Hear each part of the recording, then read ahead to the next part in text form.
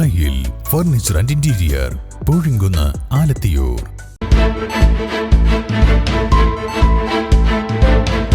നമസ്കാരം, വെട്ട ന്യൂസ് ക്യാപ്സ്യൂളിലേക്ക് സ്വാഗതം. പവൻ ഗോൾ തിരൂർ. ആശാ വർക്കർമാരുടെ സമരപ്പന്തൽ പൊളിച്ചതുപോലെ പഞ്ചാബിലെ കർഷകരുടെ സമരപ്പന്തൽ പോലീസ് പൊളിച്ചു നീക്കിയെന്ന് കുറുക്കോളി മൊയ്തീൻ MLA നിയമസഭയിൽ പറഞ്ഞു. കേരളത്തിലെ കർഷകർക്ക് അർഹമായ തറവില നൽകണമെന്നും കർഷകരുടെ ജീവിതം ദുരിതപൂർണമാണെന്നും അദ്ദേഹം ചൂണ്ടിക്കാട്ടി.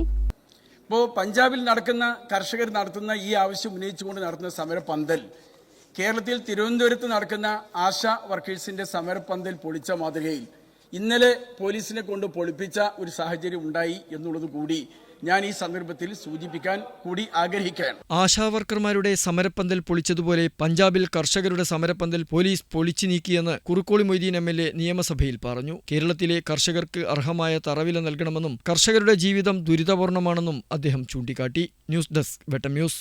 എന്റെ ഇഷ്ടങ്ങൾ എന്റെ ഫാമിലിക്ക് അറിയാം. Family wedding centre.